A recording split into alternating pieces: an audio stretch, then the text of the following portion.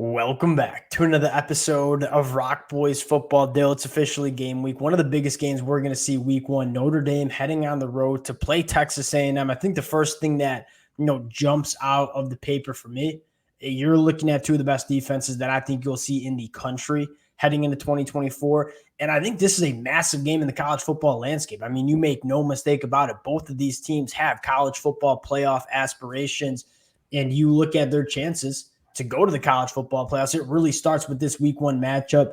Fired up to get into this one. Now, before we do, and as always, let it fly in the comments section. The best part about doing these game predictions is hearing from you guys, whether you agree with the boys, whether you disagree with the boys, whether you're mixing it up with the opposing fan base. That is really the beauty of college football, the beauty of these game predictions. And if y'all do enjoy the content, consider subscribing to the channel. All the off-season support, Dill, it's been absolutely amazing. We appreciate you guys. And Dill, without further ado, let's get into this one. I feel like you got to start with this Texas A&M defense going up against this Notre Dame offense, where I think the big talking point that you'll get on a lot of national media outlets is, hey, this Texas A&M pass rush is going to be elite in 2024, going up against the Notre Dame offensive line that obviously first you had to replace two NFL tackles in Joe Alt and Blake Fisher, but also some injuries that are popping up during fall camp. I think you said it best before we got on. I think the best way to mitigate this Texas A&M pass rush is if you're able to run the football and stay on schedule and stay out of some of those obvious passing situations where this Texas A&M front seven can just pin their ears back and get after the passer. Can Notre Dame do that in this football game? That's a massive storyline.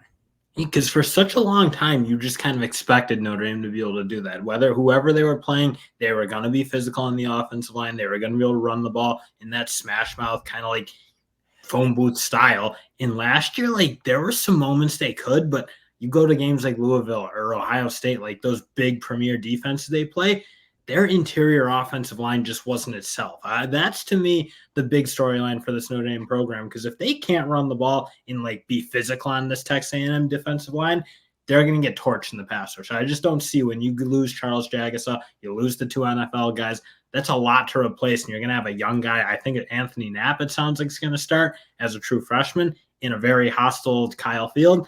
That's a really tough matchup. But again, I'm kind of looking at this A&M team. They got to replace guys like McKinley Jackson, Isaiah Rakes, Edrin Cooper, like some big forces that they had in the middle of that defense. And you kind of look, they're composed a little bit different on this defensive line. They're a little bit smaller, a little bit more athletic. You look at guys like Shamar Turner, or whether it's Rodis Johnson from Wisconsin, like those guys, they're not like the big time gap stuffing defensive linemen. And do they have that ability? If Notre Dame wants to commit to just slamming it on them, can they hold up? Yeah, and you look at, that's kind of a big matchup because Texas A&M last year was elite against the run. 3.3 yards per carry allowed. That was top 15 in the country. Notre Dame was really good running the football, 5.2 yards per carry. That was 15th in the country. That's kind of where the rubber meets the road in this matchup.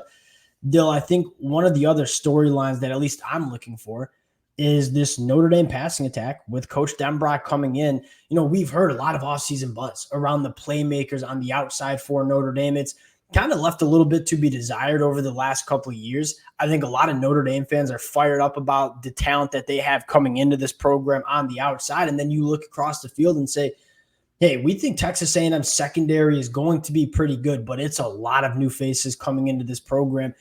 Can you scheme up some explosive plays? You make no mistake about it. There's not going to be a lot of points put up on the board. I think both offenses will struggle to move the football. It does feel like a few explosive plays will kind of be the difference in this football game.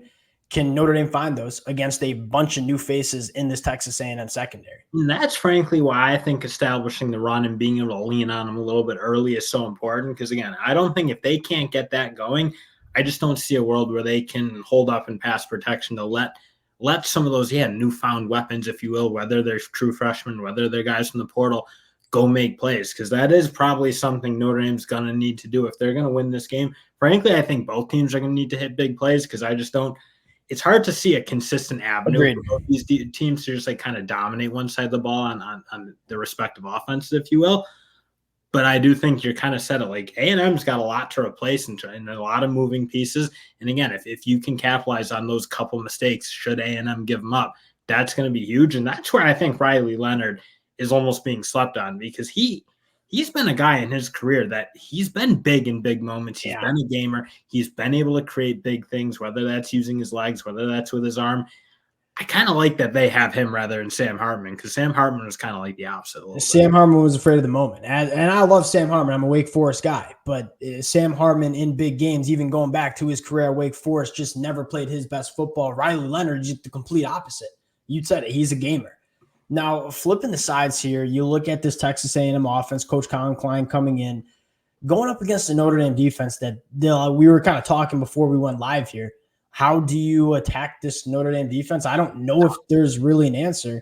Where do you think Coach Colin Klein goes to move the football on a consistent basis against the Notre Dame defense that it's got legitimate NFL talent and then also just very little holes in their defense either? Honestly, where I look, it's kind of throwing back to what Colin Klein liked to do at Kansas State. Agreed. And that was a heavy dose of tight ends, of running backs out of the backfield, and try to attack these younger linebackers for Notre Dame, because that's really the only place you don't look and say, like, oh, there's like 2 first-round picks on that unit. Defensive line, Howard Cross, he might be the most underrated college football player in all the country. Yeah, obviously are loaded like Xavier Watson, Benjamin Morrison in the back end. But I think A&M's got some interesting tight ends, whether Green can come back and have a big year off that injury. I think that's kind of where they have to go, because Colin Klein's shown in the past, even when he's been outgunned, if you will, that he can get some magic working with the middle of the field and being able to scheme some things up. I think it's going to have to rely on a decent amount of scheme here, because, again, it's really hard to just go at this Notre Dame defense and kind of pick a weakness and attack it, because there really is not many weaknesses on this Notre Dame defense. What makes it one of the best defenses in the country. You said it best with the linebackers. Can you give them some eye candy? Like, Colin Klein loves to go to pre-snap motion, crossing guys across the formation and giving safeties and linebackers a lot to look at, and then getting it out in space quickly. And we look at this very similar conversation, at least in my opinion. We have question marks about this Texas A&M offensive line holding up in pass protection. Notre Dame's got an elite pass rush as well. And so one of the keys I'm looking for is, hey, whether it's swing passes, whether it's quick screens, can you get the football out in space to your playmakers and let them operate that way? Very similar to how we saw Coach Colin Klein run that Kansas State offense. To me, that seems like the thing that Texas A&M is going to have to lean on the offensive side of the football here. And having said that, we're also going to need to see some guys emerge, I think, for this A&M. And I think you're still kind of wondering, even following the fall camp notes, like, who is the guy? I think obviously they like Nash on there, or they like Noah Thomas, I should say, as one of their boundary receivers, but it doesn't sound like anyone else has really emerged in that real premier threat. And Mike Elko is a guy I think you certainly look at and be like, well, when he got the ball in his hands, he can do some things. And you look at Donovan Green, that'll be a fascinating point, because I don't really see Notre Dame being challenged on the boundary just because of how good, combination of how good they are, and maybe A&M not having a premier wide receiver group right now. But I do think I agree. You have to go to the matchups that slightly favor you, like whether that's running backs and tight ends matched up on linebackers. Because I'm kind of with you right now. I like the talent in Texas A&M's wide receiver, but I don't know if there's a true wide receiver one, and I don't know if there's a true wide receiver one that's going to have its way with a guy like Benjamin Morrison, right? So you have to find those matchups that might favor you, and that's running backs on linebackers, tight ends on linebackers. Those are type of the things that I'll be looking for from this Texas A&M offense. And I think you got to talk a little bit about Connor Wigman. Like, can this kid be a difference maker for Texas A&M? I've been very vocal that I think Connor Wigman's a great quarterback. I thought he played phenomenal during those first 4 games in 2023 behind a dreadful offensive line. I think Connor Wigman's a guy. Can he be a guy against Notre Dame is obviously a massive question mark here. And one thing you love about Wigman is he gets the ball out of his hands. He's not one to hold. And he's going to need to, because at the end of the day, I don't see this Texas A&M offensive line being able to really control this Notre Dame offensive line, both from the fact that, again, we have a lot of questions about A&M's defense or offensive line and almost no questions about how good Notre Dame is going to be. So Wigman, he's going to need to play like he did against Miami last year, where the ball was out really quickly on time and try to let guys, again, go to work on maybe some of these younger players that they might have in that linebacker safety room. Now, getting to the pick here, Texas A&M sitting at around 2.5-point favorite at home. This game's bounced around. I think at one point Notre Dame was 1.5-point favorites. I'll go to you first. Who you got, Notre Dame, Texas A&M? I mean, purely on the game, I got Notre Dame. I think Notre Dame's being criminally underrated. I am such a big fan of Riley Leonard. I don't think they're going to need to score a ton of points, frankly, in this game. I think Riley Leonard will figure out a way to get him a little bit. But my gut's telling me just pick the under no matter what the number is, because I don't see this game going above like yeah, the under, it's low at 46.5, but I'm kind of with you. Like, I look at how we just broke this down for the last 10 minutes. Like, these defenses are stout and they match up quite well against the opposing offenses. I'm going to go Texas A&M, and I think this is a complete toss-up game. I'm going to go Texas A&M at home here. You look at young tackles on the offensive line, like some big question marks going up against, I think, some of, if not the best group of edge rushers that we'll see in the country. I think Coach Colin Klein will be able to find a few explosive plays to move the football. Again, I think this is going to be a very tightly contested game.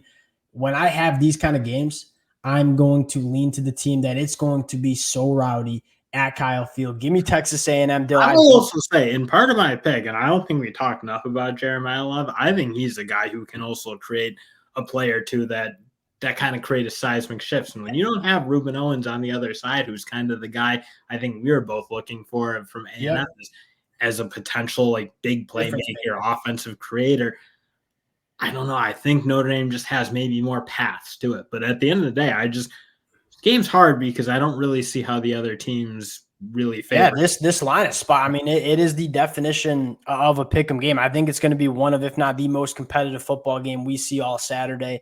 Really excited about this one, Dale. This is one where we're going to hop on immediately and talk about right after, because we are going to learn a lot about both of these programs. We'll cut it there. Again, appreciate you guys rocking with the boys. All the support means the absolute world to us. If y'all do enjoy the content, consider subscribing to the channel. Let it fly in the comments section, and we'll talk to y'all later. Peace.